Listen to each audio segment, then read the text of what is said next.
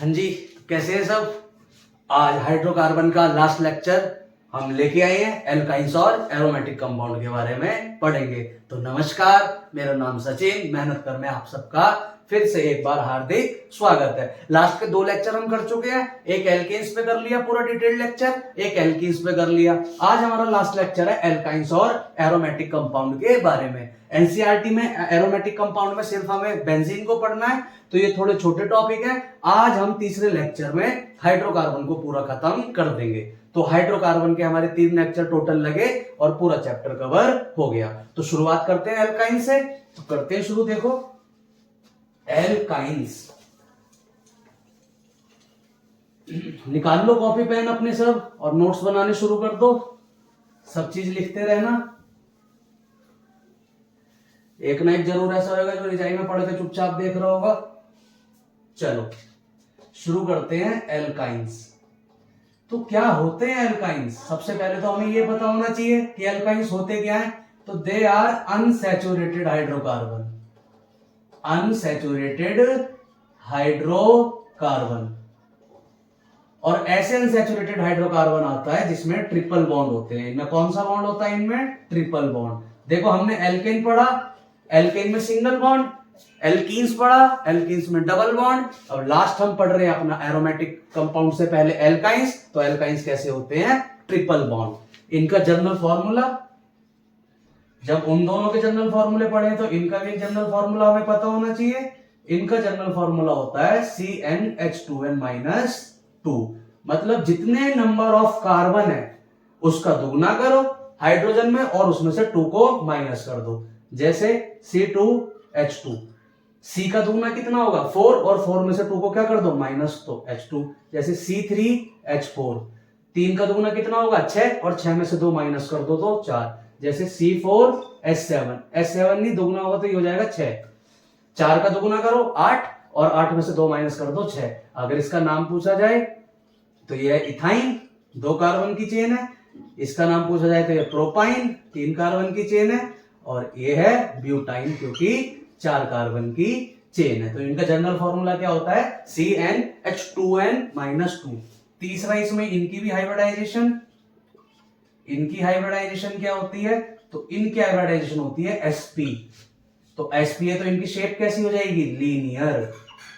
Linear. इनका structure कुछ ऐसा होता है, बिल्कुल लीनियर ऐसे। ठीक है। तो देखो एल्केन्स को हमने पढ़ा, तो एल्केन्स में देखा इनके हाइब्रिडाइजेशन थी sp3।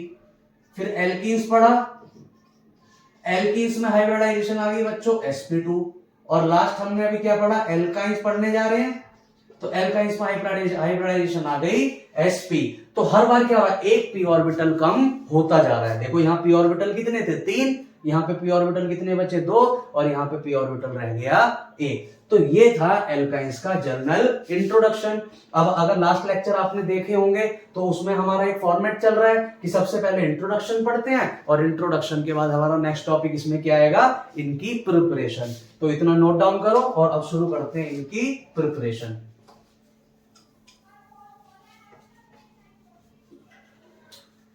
कॉपी पेन निकाल के बैठना, सब लिखते रहना, ठीक है? बहुत आसान है। और अब तो लास्ट टॉपिक है, हम हाइड्रोकार्बन अपने खत्म करने की तरफ बढ़ रहे हैं। अब हम पढ़ते हैं preparation of alkynes. Preparation of alkynes. तो देखो एनसीईआरटी सिर्फ 2 तरीके से इनकी प्रिपरेशन बताती है। सबसे पहले बताती है बाय कैल्शियम कार्बाइड। किससे करेंगे? By calcium carbide. Calcium carbide का जनरल फॉर्मूला होता है CaC2। अब देखो कैल्शियम कार्बाइड के साथ पंगा क्या है। कैल्शियम कार्बाइड एक बहुत ही महंगा कंपाउंड है जो जल्दी से लेबोरेटरी में अवेलेबल नहीं होता, बहुत महंगा होता है। तो हम कैल्शियम कार्बाइड को बहुत सस्ते तरीके से बना सकते हैं। कैसे?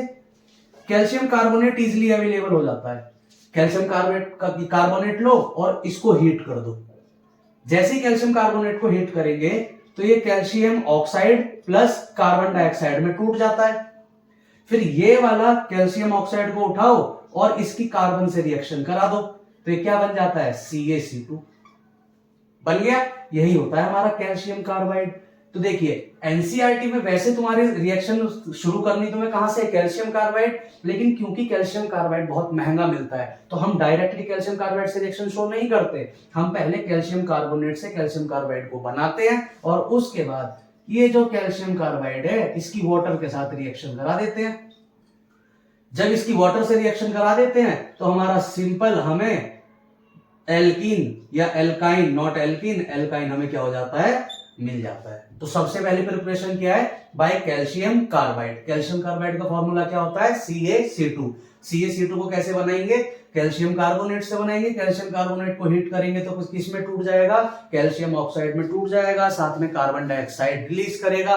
उस कैल्शियम ऑक्साइड को हम लेंगे और कार्बन से रिएक्शन कराएंगे तो कैल्शियम कार्बाइड हमें दे देगा। अगर रिएक्शन हम आगे देखें तो साथ में बनता तो CaOH का होल ट्वाइस भी है, कैल्शियम हाइड्रोक्साइड का होल ट्वाइस, लेकिन हम प्रिपरेशन किसकी पढ़ रहे हैं, एल्काइंस, तो हमें मेजरली पता किसका होना चाहिए, एल्काइंस का। तो पहला तरीका तो इसको प्रिपेयर करने का ये है कि हम इसको कैल्शियम कार्बाइड से प्रिपेयर कर सकते हैं। अब दूसरा तरीका देखो, दो ही तरीके हैं इसके। दूसरा तरीका देखो, फ्रॉम विसिनल डाइहैलाइड, और विसिनल डाइहैलाइड को हम ऑलरेडी पीछे पढ़ चुके हैं, इसमें थोड़ा सा अलग तरीके से पढ़ना है। विसिनल डाइहैलाइड, अगर आपने एल्कीन्स वाला लेक्चर देखा है तो उसमें मैंने विसिनल डाइहैलाइड के बारे में बताया था। डाइहैलाइड मतलब दो हैलोजन और विसिनल मतलब दोनों नेबरिंग कार्बन पे। तो मैं एक CH2Cl लेता हूं और दूसरा इधर CH2Cl लेता हूं, ठीक है, ये मेरा विसिनल डाइहैलाइड है। डाइहैलाइड मतलब दो हैलोजन है, विसिनल मतलब नेबरिंग कार्बन पे सेम हैलोजन ग्रुप अटैच है। अब मैं इसकी रिएक्शन करा देता हूं एल्कोहलिक KOH के साथ। किसके साथ, एल्कोहलिक KOH। तो ये देखिए ये जो K है इस Cl के साथ रिएक्शन करके क्या बना देगा, KCl। ये जो मेरा OH है ये यहां से एक H लेगा और क्या बना देगा, H2O। क्या बना देगा, H2O। अब इसके पास क्या बचेगा, CH2। ये अगर इससे H लिया है तो इस पे तो H बचा ही नहीं, ठीक है, और यहां क्या बचेगा, Br, और यहां पे क्या आ जाएगा, CH2। क्या हुआ, ये समझ आया कुछ, देखो क्या हुआ। सबसे पहले K ने इससे KCl लेके KCl को बाहर निकाल दिया। अब यहां पर सिर्फ क्या बचा, OH। OH ने एक इससे H ले लिया, जब इससे एक H ले लिया तो इस पे सिर्फ एक H बचा, और इसके पास क्या बचा है यहाँ नीचे, Cl, और इसने Cl दे दिया तो इसके पास सिर्फ क्या बचा, CH2। वैलेंसी सेटिस्फाई करने के लिए दोनों ने आपस में क्या बना लिया, डबल बॉन्ड। यही तो लिखा है, ठीक है। अच्छा इधर Cl है तो इधर क्या आएगा, Cl, क्या जाएगा इधर, Cl। अब इस प्रोडक्ट की दोबारा से आप NaNH2 से रिएक्शन करा दो। किससे रिएक्शन करा दो, NaNH2 से। तो ये NaCl एक साथ प्रोडक्ट बन के बाहर निकल गया, ठीक है। अब देखो ये वाला जो हाइड्रोजन है ये हाइड्रोजन आ जाएगा इसके पास और साथ में बना देगा NH3, अमोनिया। अब जब ये वाला हाइड्रोजन इसके पास चला गया तो इस पे एक ही हाइड्रोजन बचा, तो हमारा लो बन गया, इथाइन बन गया, एल्काइन, है ना। सबसे पहले हमने कोई विसिनल डाइहैलाइड लिया, दोनों नेबरिंग कार्बन पे सेम हैलोजन ग्रुप अटैच है, उसको एल्कोहलिक KOH से हमने रिएक्शन कराया, तो ये वाला कहीं Cl को लेके और ये वाला एक H को लेके निकल गया, तो हमारा प्रोडक्ट बचा ये, ओवरऑल ये वाला प्रोडक्ट बचा, और इसकी हमने NaNH2 के साथ रिएक्शन करा दी तो ये Cl इस Na के साथ बाहर निकल गया, NH2 से यहां से H आया तो हम पे बचा क्या, CH double bond triple bond CH। एक और एग्जांपल कर लेते हैं इसका, देखो कुछ भी बताओ क्या लेते हैं, चलो कुछ भी ले लेते हैं, यहां ले लेते हैं CH3 CH2 CH Cl CH2 Cl, ठीक है, इतना समझ आया, ये ले लिया। इसके बाद एल्कोहलिक KOH ले लिया, ये इसके साथ आएगा और एक क्या बना के निकाल देगा, KCl, ठीक है। ये जो OH है ये इस वाले कार्बन से एक H लेके क्या बना देगा, H2O। अब इससे H चला गया, इससे Cl चला गया, बीच में बन जाएगा double bond, CH3 CH2 C double bond CH2, और इससे Cl का Cl ऐसे ही अटैच रहेगा। अब इसकी सेकंड स्टेप में रिएक्शन करा दो NaNH2 से।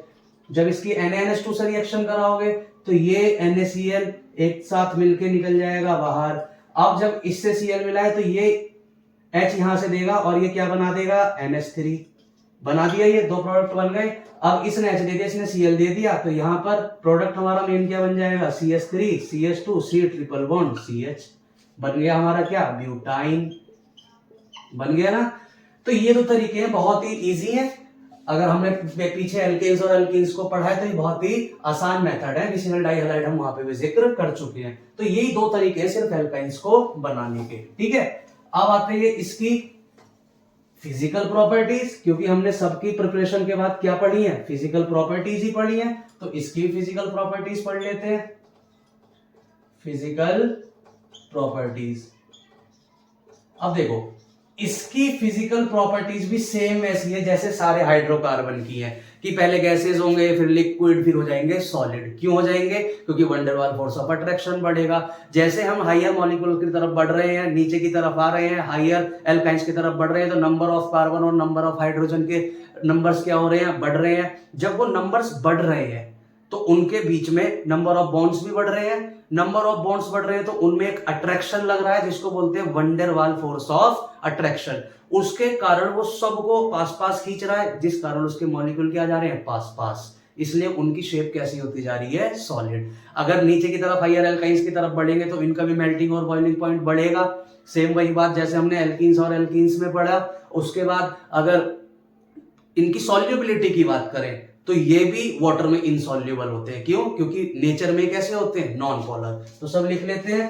पहले शुरुआत में कैसे होंगे, गैस, गैस के बाद और नीचे आएंगे तो बनेंगे लिक्विड, और लिक्विड अगर और हायर एल्काइंस की तरफ बढ़ेंगे तो क्या बन जाएंगे, सॉलिड। क्यों, because of van der Waals force of attraction is directly proportional to molecular mass. जैसे जैसे मॉलिक्यूल का मास बढ़ेगा वैसे वैसे wonder Waals force of attraction बढ़ेगी। फोर्स ऑफ अट्रैक्शन बढ़ेगी तो मॉलिक्यूल पास पास आएंगे, पास पास आएंगे तो वो गैस से पहले लिक्विड बनेगा, लिक्विड से फिर सॉलिड बन जाएगा। अगर हम हायर एल्काइंस की तरफ बढ़ेंगे तो उनका मेल्टिंग पॉइंट और बॉइलिंग पॉइंट भी इंक्रीज होगा। डायरेक्टली क्यों इंक्रीज होगा, क्योंकि उनका मॉलिक्यूलर मास बढ़ेगा। फिर उसके बाद ये भी सारे ऑर्डरलेस और कलरलेस होते हैं, लेकिन वहां पे हमने एल्कीन्स में देखा था एक एक्सेप्शन था इथीन, तो यहां पे एक एक्सेप्शन है इथाइन। एक्सेप्शन है यहां पे इथाइन। इथाइन एक यूनिक स्मेल देता है, एक यूनिक स्मेल देता है। बाकी सारे ऐसे एल्काइंस हैं जो कोई भी स्मेल नहीं देते, ठीक है। उसके बाद insoluble in water, insoluble in water, वही सारी प्रॉपर्टीज है, आसान सी हम पढ़ चुके हैं। But soluble in polar substance, soluble in polar substance है, याद रखना है। अगर एक की प्रॉपर्टी याद कर लेंगे तो लगभग सबकी याद हो जाएंगी। सॉल्युबल इन पोलर सब्सटेंस, ठीक है। पोलर सब्सटेंस में अगेन क्या क्या आएगा, बेंजीन आ जाएगा, पेट्रोल आ जाएगा, अल्कोहल, ये सारे कैसे सब्सटेंस हैं, पोलर सब्सटेंसेस हैं, ठीक है। तो ये फिजिकल प्रॉपर्टीज वही जो बाकी सारे हाइड्रोकार्बन्स की हैं, वही फिजिकल प्रॉपर्टीज इनकी है। अब हम देखते हैं एल्काइंस की केमिकल प्रॉपर्टीज। एग्जाम के पॉइंट ऑफ व्यू से बहुत जरूरी चीजें हैं, और फरवरी का टाइम है, फरवरी मार्च सबके एग्जाम होंगे, तो इसको अच्छे से पढ़ते रहना। अब एल्काइंस में जो हमें पढ़नी है वो इसकी क्या पढ़नी है, केमिकल रिएक्शन, कि एल्काइन कैसी कैसी रिएक्शन शो करेंगे। देखो सबसे पहले तो ये एडिशन रिएक्शन शो करेंगे। कैसी रिएक्शन, एडिशन रिएक्शन। क्यों एडिशन रिएक्शन शो करेंगे, क्योंकि इनके पास जगह होती है किसी भी मॉलिक्यूल्स को और ऐड करने की। तो ऐड किस किस को करेंगे, तो एक मैं सी डबल बॉन्ड एच ले लेता हूं, ये हमारे मॉलिक्यूल्स का नाम क्या है, इथाइन। अब सारी एडिशन रिएक्शन एक बार में लिख लेते हैं। पहले करा देते हैं H2 से, H2 के बाद करा देते हैं Cl2 से, उसके बाद करा देते हैं H2SO4 से, उसके बाद करा देते हैं H2O से, ठीक है। सब जाके ऐड हो जाएगा। H कैसे ऐड होगा, एक H ये है, एक H ये है, ठीक है। Cl कैसे ऐड होगा, एक Cl ये है, एक Cl ये है। H2SO4 कैसे ऐड होगा, एक HS ये है, एक SO4H ये है। H2O कैसे ऐड होगा, एक H और एक OH। अब बस ऐड करते जाओ, देखो क्या होगा इसमें, इसमें एक H है, एक H और ऐड कर दो तो डबल बॉन्ड बन गया, ठीक है। और इसको दोबारा H2 से रिएक्शन करा दो तो क्या बन गया, एल्कीन। देखो एल्काइन था पहले, एल्काइन से पहले क्या बना, एक हाइड्रोजन ऐड करा तो एल्कीन, और एक हाइड्रोजन और ऐड कर दिया तो क्या बन गया, एल्केन। ऐसे ही से देखो एक बॉन्ड टूटेगा और एक Cl आके क्या हो जाएगा, अटैच। ऐसे ही यहाँ पे CHCl, ये फिर दोबारा से अगर इसकी Cl2 के साथ रिएक्शन करा दोगे तो क्या बन जाएगा, CH2Cl, CH2Cl। वही सारी रिएक्शन है जो हम पढ़ चुके हैं, एडिशन रिएक्शन। अब H2SO4 के साथ कराओगे तो एक के पास जाके हो जाएगा H अटैच, और दूसरे के पास जाके क्या अटैच हो जाएगा, SO4H का मॉलिक्यूल अटैच हो जाएगा जाके। H2O के साथ कराओगे तो H2O के साथ कराओगे तो एक के पास जाके H अटैच हो जाएगा, दूसरे के पास जाके OH अटैच हो जाएगा। सारी एडिशन रिएक्शन है। एल्केन्स और एल्कीन्स में हमने सारी एडिशन रिएक्शंस पढ़ ली हैं, सब एडिशन रिएक्शंस ये शो करते हैं। अब ऐसी कौन सी रिएक्शन है जो एल्काइंस को एल्कीन्स और एल्कीन्स से अलग करती है, पता होना चाहिए। एक ऐसी रिएक्शन है जो सिर्फ एल्काइंस शो करते हैं, बाकी कोई भी शो नहीं करता। वो रिएक्शन है acidic nature of alkynes. Acidic nature of alkynes ये ऐसी रिएक्शन है जो ना एल्कीन्स शो करते हैं ना एल्कीन्स। इस वजह से देखो होगा क्या, हमारे पास कोई सिंपल एल्कीन है, एल्काइन, ठीक है, ये मैंने इसकी सोडियम के साथ रिएक्शन कराई। अब sodium is highly electropositive, H से कहीं ज्यादा इलेक्ट्रोपॉजिटिव होता है, ये यहां पे जाएगा और H को डिस्प्लेस कर देगा उसकी जगह से और खुद जाके लग जाएगा। तो मॉलिक्यूल क्या बन जाएगा, HCC, इस पे आ जाएगा नेगेटिव चार्ज और N क्योंकि हाईली इलेक्ट्रोपॉजिटिव है इस पे आ गया पॉजिटिव चार्ज। ठीक है, ये देखो अब दोबारा अगर तुम इसकी Na से रिएक्शन कराओगे तो यहाँ पे जगह है, H को हटा के ये वाला NH बार यहाँ अटैच हो जाएगा, तो Na प्लस C पे नेगेटिव चार्ज होगा, डबल बॉन्ड, और ये क्या बन जाएगा, CNA। Na हाईली इलेक्ट्रोपॉजिटिव तो ये कार्बन आ जाएगा इलेक्ट्रोनेगेटिव। तो ये एसिडिक नेचर ऑफ एल्काइंस है। ये वाली रिएक्शन एल्कीन्स और एल्केन्स शो नहीं करते जो एल्काइंस करते हैं। ठीक है, इसको देखो ऐसे समझो, CH3 C double bond CH, क्या ये मेरे पे प्रोपाइन, क्या है बच्चों ये प्रोपाइन। अगर मैं इसकी NaNH2 के साथ रिएक्शन करा देता हूं, किससे, NaNH2 के साथ अगर मैं इसकी रिएक्शन करा देता हूं तो यहां से ये H डिस्प्लेस होगा और इसके साथ आके बना देगा NH3। क्या बना दिया, ये 2 था तो NH3। अब यहां से H गायब हो गया, ये Na आके अटैच हो जाएगा यहाँ पे और मॉलिक्यूल मेरा क्या बनेगा, CH डबल बॉन्ड C, और यहाँ पे क्या आके लग गया, Na लग गया ना, Na highly electropositive charge, carbon negative charge. ठीक है, तो ये reaction acidic nature of alkynes है जहां पर सोडियम आके अटैच हो जाता है H को हटा के, जो एल्कीन्स और एल्केन्स शो नहीं करते। ठीक है, तो ये मेन याद रखना, सबसे पहले हमने इसकी एडिशन रिएक्शन पढ़ ली और उसके बाद एसिडिक नेचर वाली रिएक्शन पढ़ ली। अब देखिए इसकी जो बढ़िया सी रिएक्शन है वो है पॉलीमराइजेशन। हालांकि पॉलीमराइजेशन हमने वहां भी पढ़ा, एल्कीन्स में ये भी करता है। देखो ये 2 तरीके के पॉलीमराइजेशन शो करता है। ठीक है, एक तो सिंपल पॉलीमराइजेशन ही है जो हमने वहां पढ़ा था, क्या होगा, कोई भी हम पे n नंबर ऑफ एल्काइन होगा, n नंबर ऑफ अंधाधुंध, हमने बहुत सारे ले लिए, हमें नहीं पता कितने हैं। ठीक है, n नंबर ले लिए और उसको हाई टेम्परेचर पे और हाई प्रेशर पे एनवायरमेंट देके उसको हमने ट्रीट किया, तो क्या होगा, n नंबर ऑफ पॉलीइथाइन बनते चले जाएंगे, ये बनते चले गए, कोई इनकी लिमिट नहीं है कहां तक बनते चले गए। तो ये तो बन गया हमारा पॉलीइथाइन। तो ये तो सिंपल चेन पॉलीमराइजेशन का रिएक्शन है। कैसी बन रही है, चेन, तो कैसी पॉलीमराइजेशन होगी, चेन। लेकिन इसमें जो पढ़ने वाला है एक यूनिक, वो है साइक्लिक पॉलीमराइजेशन। ये बहुत इंपॉर्टेंट है। अगर मैं पूरे चैप्टर से हाईलाइटेड चीजें बताऊं तो ओजोनोलिसिस के बाद दूसरे नंबर पर अगर कोई मेन रिएक्शन है तो वो कौन सी है, साइक्लिक पॉलीमराइजेशन। इसको समझते हैं, चेन पॉलीमराइजेशन में तो सिंपल चेन बन जाएगी। ठीक है, अब देखो साइक्लिक पॉलीमराइजेशन समझते हैं क्या होता है। साइक्लिक पॉलीमराइजेशन के लिए मुझे चाहिए 3 मॉलिक्यूल्स ऑफ इथाइन, किसके, इथाइन के। अब इथाइन के मैं 3 मॉलिक्यूल्स लेता हूं। अब देखो लिखने को तो मैं इसको चेन में भी लिख सकता हूं, लेकिन मुझे साइकिल कर बनानी है, तो साइकिल बनानी है तो साइकिल के फॉर्म में लिखूंगा, थोड़ा सा फील आ जाएगा। चेन में लिखूंगा और साइकिल शब्द आ रहा है तो लिखने में मजा नहीं आएगा। तो मैं 3 मोल्स ऑफ इथाइन ले लेता हूं। ये मैंने लिया 3 मोल्स ऑफ इथाइन, एक ये रहा, ठीक है, दूसरा ये रहा, ठीक है, तीसरा ये रहा। एक इथाइन ये रहा, दूसरा इथाइन ये रहा, तीसरा इथाइन ये रहा। ले लिया मैंने, अलग अलग लिए, और मैंने इनकी रेड हॉट आयरन से रिएक्शन करा दी। रेड हॉट आयरन से क्या करा दी, रिएक्शन करा दी। जैसी रेड हॉट आयरन से इसकी रिएक्शन कराएंगे, एक एक बॉन्ड टूट के अपने जस्ट नेबर पे शिफ्ट हो जाएगा। ये 3 बॉन्ड थे, 2 बॉन्ड यहीं रहेंगे, एक बॉन्ड टूट के यहां शिफ्ट हो गया। इसके देखो 3 बॉन्ड थे, एक बॉन्ड टूट के यहां शिफ्ट हो गया। इसके 3 बॉन्ड थे, एक बॉन्ड टूट के यहां शिफ्ट हो गया।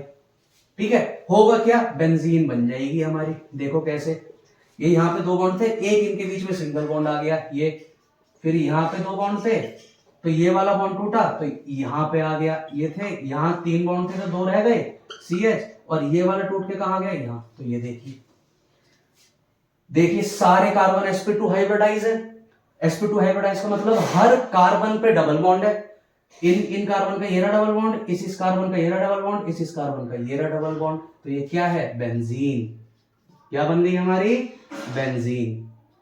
ठीक है, ये बहुत मेन रिएक्शन है क्योंकि हम एल्काइन से हमने क्या बनाई, बेंजीन। अच्छा अगर पहले वाली याद हो तो हमने एरोमेटाइजेशन रिएक्शन पढ़ी थी एल्केन्स में, वहां भी हमने हेक्सेन से क्या बनाया था, हेक्सेन का मोलिब्डेनम ट्राइऑक्साइड से रिएक्शन करा के वहां पे भी हमने रिंग फॉर्मेशन करी थी, और एक यहाँ पे रिंग फॉर्मेशन करी थी, वेरी वेरी इंपॉर्टेंट रिएक्शन।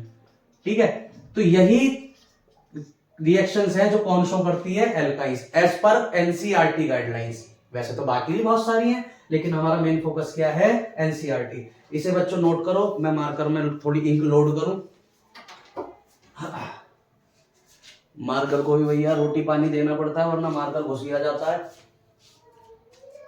चल के नहीं देता, कहेगा आप तो खा लेता है इतनी इतनी रोटी और मुझे बिना वजह घिसे जा रहा है, घिसे जा रहा है।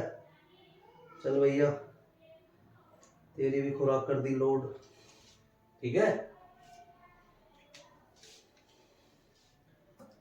चलो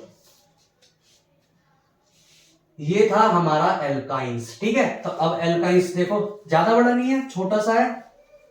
अगर आपको कंसेप्ट क्लियर है तो एल्काइंस को रिवीजन करने में ज्यादा टाइम नहीं लगता। एक बार हम क्विक रिवीजन कर लेते हैं मेन। तो मेन हमने एल्काइंस में क्या पढ़ा, सबसे पहले प्रिपरेशन, इंट्रोडक्शन को तो छोड़ दो, तो प्रिपरेशन सिर्फ हमने 2 तरीके से पढ़ी इसकी, एक विसिनल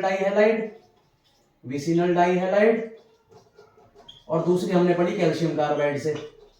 ठीक है, उसके बाद प्रॉपर्टीज पढ़ी, फिजिकल प्रॉपर्टीज वो सेम है। केमिकल रिएक्शंस जो इसकी पढ़ी उसमें मेन सबसे पहले क्या थी, इसका एसिडिक कैरेक्टर वाली रिएक्शन, वो मेन है, उसको याद रखना, जिसमें सोडियम आके अटैच हो जाता है। उसके बाद सारी एडिशन रिएक्शन पढ़ी, एडिशन रिएक्शन किस से, H2 से, Cl2 से, HX से, ठीक है, और H2SO4 से, H2O से, ये सारी रिएक्शन है। उसके बाद हमने मेन इसमें क्या पढ़ लिया, पॉलीमराइजेशन। क्या पढ़ा, polymerisation. Polymerisation main chapter reaction है इसमें, और पॉलीमराइजेशन में मेन कौन सा है, साइक्लिक वाला। ठीक है, तो साइक्लिक वाला याद रखना क्योंकि यहां से क्या बन रही है, बेंजीन। इतना याद रखोगे तो एल्काइंस हमारा हो गया कवर। ठीक है, अब हम फटाफट शुरू कर देते हैं बेंजीन, एरोमेटिक कंपाउंड। तो मुश्किल से मुश्किल 30-40 तो नहीं, 20-25 मिनट और चलेगा और हमारा हाइड्रोकार्बन कंप्लीट हो जाएगा। अब हमारा शुरू होता है एरोमेटिक कंपाउंड। एरोमेटिक कंपाउंड, अब देखो सबसे पहले तो हमें पता होना चाहिए कि एरोमेटिक का मतलब क्या होता है, कौन से कंपाउंड है। तो देखो एरोमेटिक शब्द बना है अरोमा से, खुशबू से, महक से। एरोमेटिक शब्द बना है अरोमा से। तो पहले क्या था ना, पहले इतनी एडवांसमेंट थी नहीं, तो पहले ऐसे मॉलिक्यूल्स जो खुशबू अच्छी दिया करते थे, जिनका अरोमा बड़ा अच्छा था, उनको क्या बोल दिया गया, एरोमेटिक कंपाउंड। लेकिन आगे जाके देखा गया कि सारे ऐसे एरोमेटिक कंपाउंड नहीं है जो हमें अरोमा अच्छी दे रहे हैं। तो फिर सवाल आता है कि हम किसको माने एरोमेटिक कंपाउंड। तो एरोमेटिक कंपाउंड के आइडेंटिफिकेशन के लिए एक रूल आया जिसको बोलते हैं हकेल रूल। कौन सा रूल, हकेल रूल। ठीक है, हकेल रूल बहुत इंपॉर्टेंट रूल है, आपको पता होना चाहिए। हकेल रूल ही हमें बता पाता है कि एक्चुअली में वो कंपाउंड एरोमेटिक है या नहीं। ये क्या कहता है, ये कहता है कोई भी कंपाउंड एरोमेटिक जब होगा जब सारे कार्बन, सबसे पहली बात, sp2 हाइब्रिडाइज हो। sp2 हाइब्रिडाइजेशन मतलब हर कार्बन ने डबल बॉन्ड बना रखा हो। बहुत लोकल लैंग्वेज में समझिए, वैसे अगर कार्बन पर नेगेटिव चार्ज आएगा तो डबल बॉन्ड नहीं आएगा, लेकिन वो प्रो लेवल है। आप अपने लेवल पे इतना याद रखिए कि सारे कार्बन पे डबल बॉन्ड होने चाहिए। अगर सारे कार्बन पे डबल बॉन्ड है तो वह sp2 हाइब्रिडाइज है। अब अगर पहली शर्त पूरी हो जाती है कि यहां सारे कार्बन डबल बॉन्ड पे अटैच है, तो उसके बाद दूसरी शर्त होनी चाहिए कि नंबर ऑफ पाई इलेक्ट्रॉन्स। देखिए, जो सिग्मा बॉन्ड बनाते हैं उनको सिग्मा इलेक्ट्रॉन कह देते हैं, जो पाई बॉन्ड बनाते हैं उनको पाई इलेक्ट्रॉन कह देते हैं। तो किसी भी कंपाउंड में जो नंबर ऑफ पाई इलेक्ट्रॉन है वो किसके बराबर होने चाहिए, 4n+2। किसके बराबर होना चाहिए? 4n+2। यहां पे n क्या है? n है नंबर ऑफ रिंग। n क्या है? Number of ring. पता है मुझे कुछ समझ नहीं आया, लेकिन टेंशन क्यों ले रहे हो? हम सामने खड़े हैं, अब भी एग्जांपल से देखो कैसे फटाफट तुम सबके समझ आएगा। ठीक है, अभी सिर्फ इतना देखो, हकल रूल बहुत इंपॉर्टेंट है, इसलिए मैंने थ्योरी लिखवा दी पहले। अब इसके एग्जांपल से इसको समझ लेते हैं। इसने क्या बताया? कार्बन क्या होना चाहिए? sp2 हाइब्रिडाइज, और number of pi electron should always equals to 4n+2। अब इसको देखो एग्जांपल से समझते हैं। एग्जाम्पल से समझेंगे, 3 एग्जाम्पल लेंगे, 3 एग्जाम्पल से तुम्हारे आगे आगे भागेगा ये टॉपिक। हकेल रूल देखो, सबसे पहले मैं लेता हूं नॉर्मल बेंजीन। ठीक है, एक मेरे पे कंपाउंड ये है। दूसरा मैं लेता हूं नेप्थलीन। ठीक है, नेप्थलीन ले लिया मैंने। तीसरा मैं कुछ और ले लेता हूं।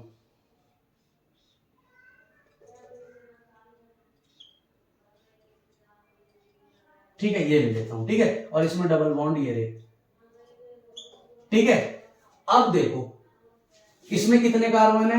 1 2 3 4 5 6, 6 कार्बन है। आप देखो हर कार्बन पे डबल बॉन्ड है। हाँ जी है, तो सारे कार्बन इसके sp2 हाइब्रिडाइज है। ठीक है, सारे कार्बन sp2 हाइब्रिडाइज है, कोई दिक्कत वाली बात नहीं है।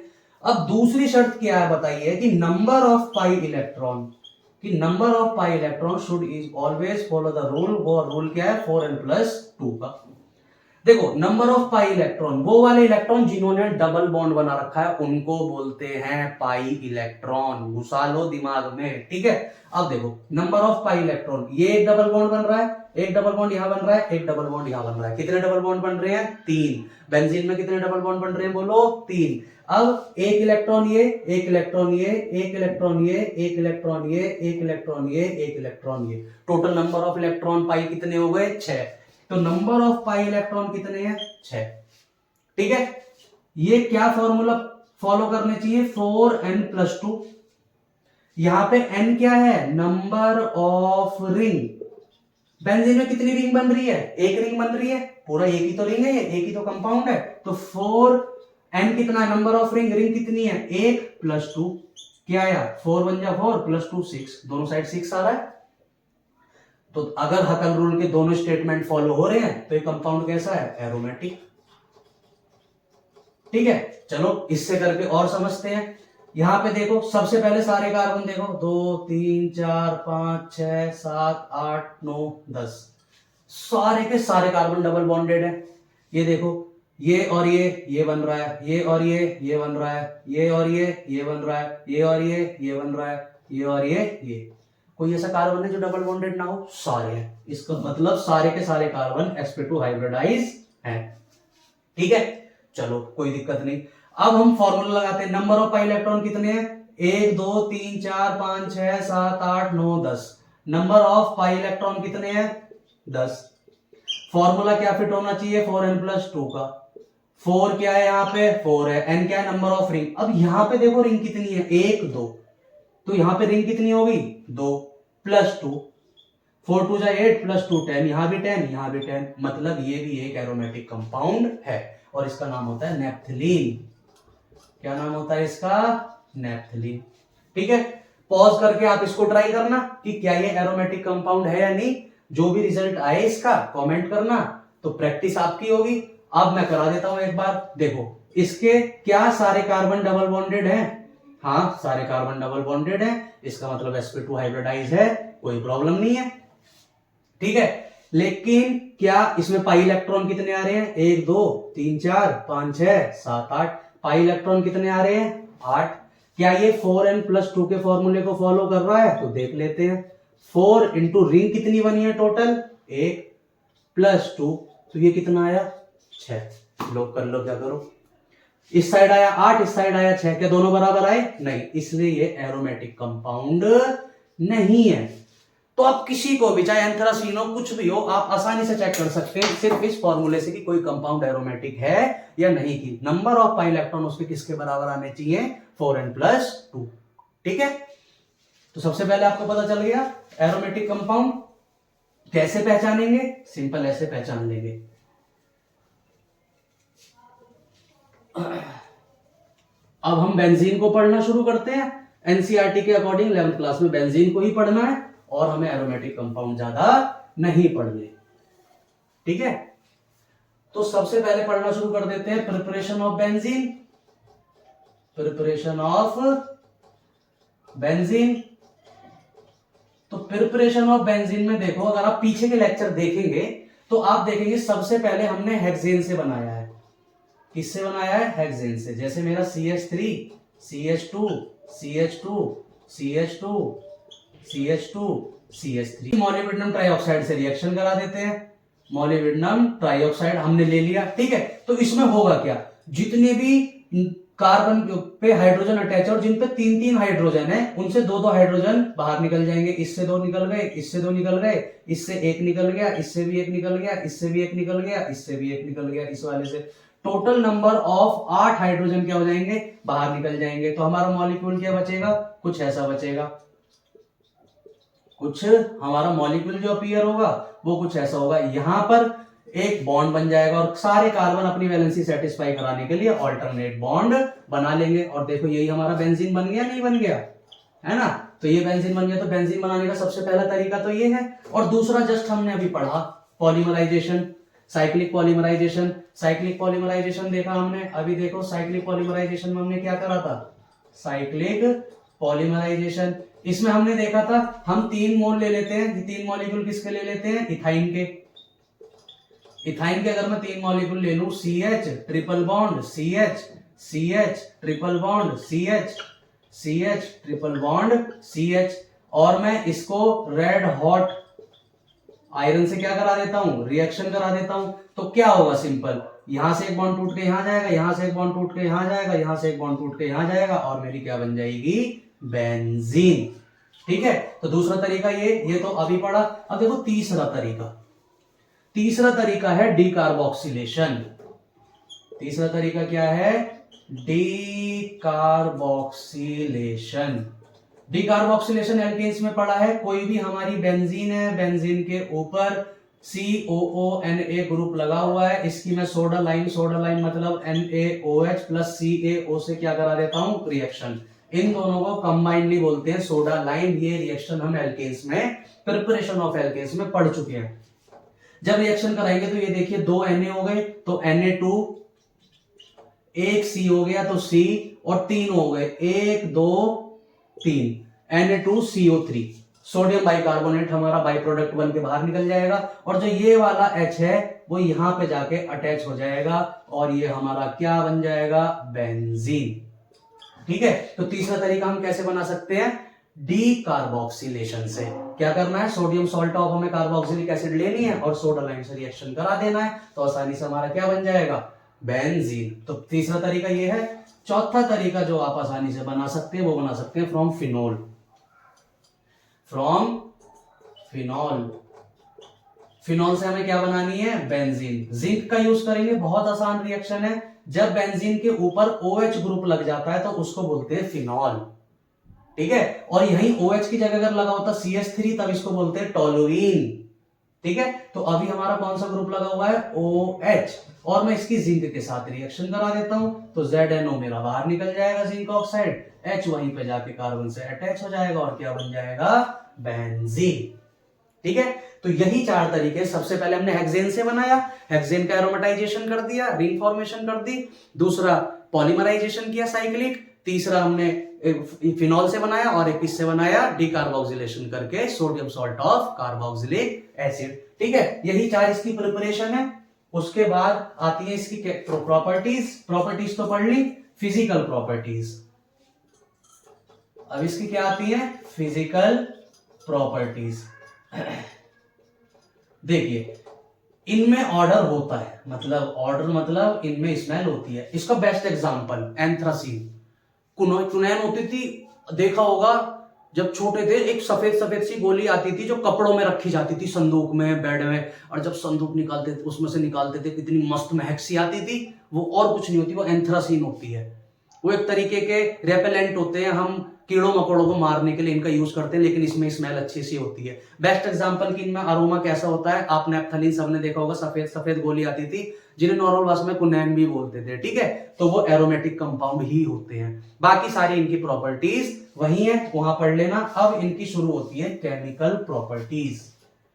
लास्ट क्या शुरू होता है इनका, केमिकल प्रॉपर्टीज। देखिए बेंजीन में एक टॉपिक है रेजोनेंस, ठीक है, जो बहुत ही अच्छा टॉपिक है, लेकिन रेजोनेंस के लिए मैं एक अलग से पूरा एक लेक्चर लाऊंगा, लगभग 1.5-2.5 घंटे का। वहां पे रेजोनेंस को डिटेल में समझेंगे।